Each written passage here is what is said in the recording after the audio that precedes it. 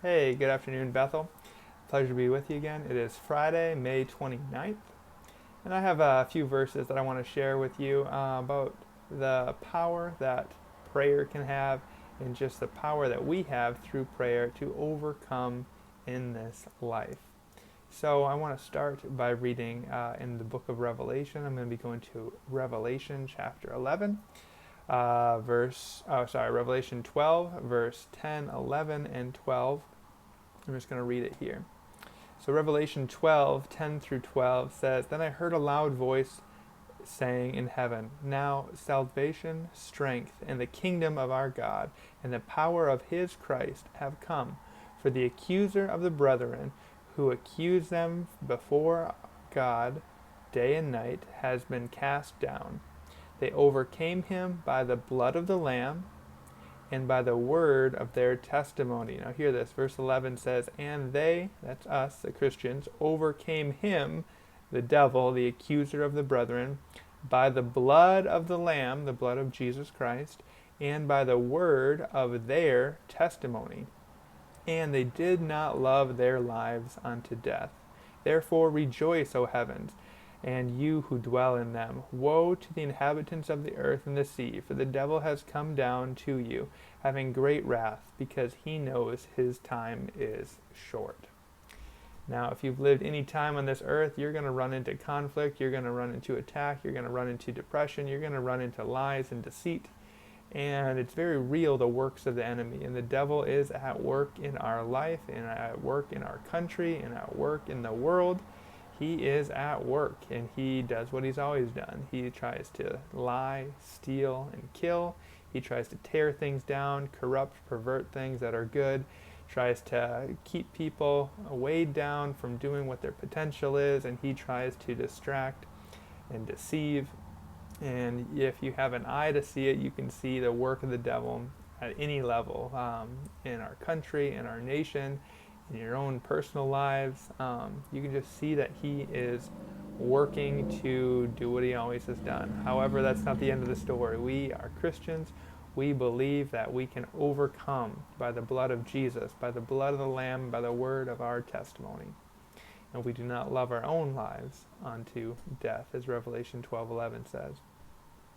And I want to turn to 1 John chapter 3. It says, He who sins is of the devil, for the devil has sinned from the beginning. For this purpose the Son of God was manifested, that he might destroy the works of the devil. So the main reason God sent his Son Jesus to this earth is to destroy the works of the devil on earth, to take care of them so we have a way to overcome them, so that he is no longer in control. He is no longer the final say. So when we're attacked, we now have weapons to deal with that. We can fight back, we can resist, and we can overcome the works of the devil. Finally, Luke 10:19 says, Behold, I give you the authority to trample on serpents, scorpions, and over all the power of the enemy, and nothing shall by any means hurt you. So last Sunday I had a message on being unshakable, and this devotional, I just want to point out some ways where we, by the blood of Christ, can be in a place of safety and security where we're not, the devil doesn't have the ability to harm us, he doesn't have the ability to attack us, he doesn't have the ability to lie to us, to deceive us, because we can cast down his arguments, we can cast down his lies, we can cast down deceit, and we can cast down and overcome the works of the devil. We have full authority to do so, that we read in Luke.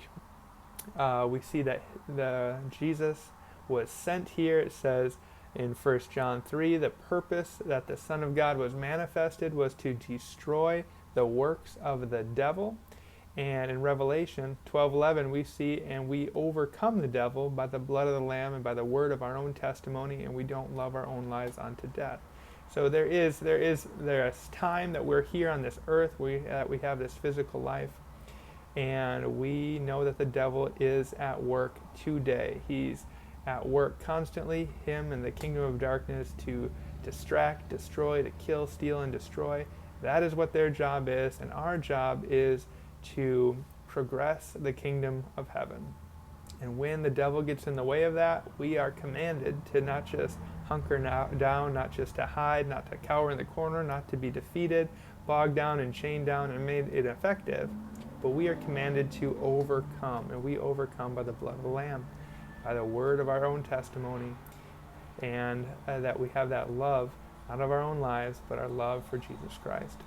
So we just need to be strong in this day. I know if you're watching the news, you're seeing stuff in Minneapolis, this outcry over an injustice that happened where this black gentleman was, the officer had his knee on his neck and ended up killing him, and that is an injustice. It's a terrible, sad thing. However, it doesn't condone the rioting and the looting and the things that are happening in Minneapolis either. So there's just some terrible things going on right now. I love Franklin Graham actually made a post on his Twitter account about it, and he just said, there's these protests that are happening. We understand it. I'm angered too, and I'm saddened by the situation that happened, and bad things do happen. It is a sad situation. However, the destroying, the looting of the communities, it's not the answer. It just brings more pain on top of pain, more hurt on top of hurt. And that's what the devil really wants to do. If he can destroy things, if he can come in between, and we rise up and out of a sense of justice try to attack and kill and do more kill, stealing, and destroying, how is that cycle ever going to end? So this just thing in the news just shows how the devil's work.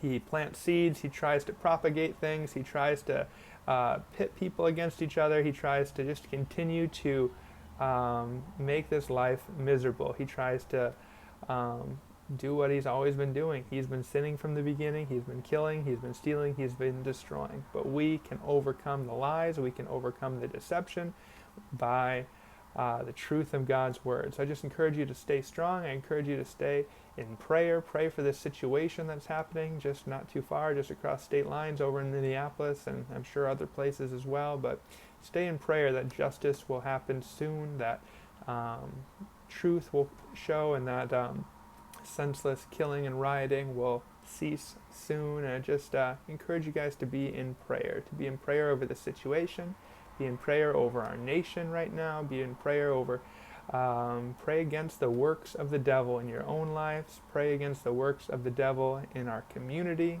in this Chippewa Valley area, and in our nation. God bless you guys. Stay strong, stay safe. We love you. Can't wait to meet with you soon. God bless.